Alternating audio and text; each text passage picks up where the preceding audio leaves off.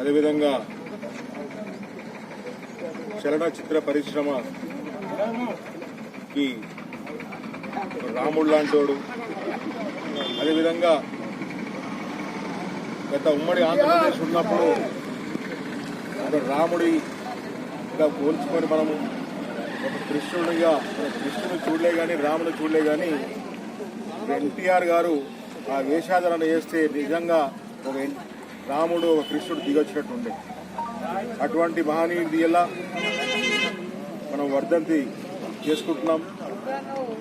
ఇక్కడ కోటగిరిలోని ఎన్టీఆర్ చౌరస్తాలో గత సంవత్సరం ఏర్పాటు చేసినటువంటి ఎన్టీఆర్ విగ్రహం దగ్గర అందరూ కూడా ఈరోజు పార్టీలకు అతీతంగా ఎన్టీఆర్ గారి అభిమానులు అందరూ కూడా ఈరోజు రావడం జరిగింది.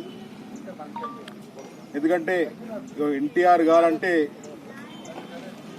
ఒక తెలుగు ఏదైతే భాషని ఇంతకుముందు ఎన్టీఆర్ గారు రాజకీయాలు రాకముందు మనల్ని తమిళులు అంటుండే, అంటే నార్త్ ఇండియన్స్ వాళ్ళు. కానీ ఎన్టీఆర్ గారు ఏ విధంగా మద్రాసు అంటుండే. ఎన్టీఆర్ గారు ఏదైతే రాజకీయ పార్టీ ఏర్పాటు చేసి మేము కూడా గత సమయంలో కూడా తెలుగుదేశం పార్టీలో పనిచేశాము.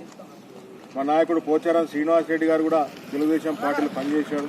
దాదాపు ఇక్కడ అందరూ కూడా తెలుగుదేశం పార్టీలో పనిచేసి వివిధ హోదాలు ఉండి ఎన్టీఆర్ గారి అడుగుజాడలు నడుస్తూ ఎన్టీఆర్ గారి ఆశయాలను ముందుకు సాగిస్తూ ఇటువంటి సంస్కరణలు ఇప్పుడు తెలంగాణ రాష్ట్రంలో కానీ దేశంలో కానీ ఏదైతే సంస్కరణలు తీసుకొచ్చాడో ముందు స్టార్ట్ చేసింది ఎన్టీఆర్ గారు. 2 రూపాయల కిలో బియ్యం అని చెప్పేసి, పేదలకు పక్కా ఇల్లు అని చెప్పేసి, అవన్నీ కూడా ఎన్టీఆర్ గారు సంస్కరణలు తీసుకొచ్చి ఈరోజు దేశంలో కూడా అందరూ కూడా ఇవన్నీ కూడా సంస్కరణలు పేద ప్రజలకు అందిస్తున్నారు. కాబట్టి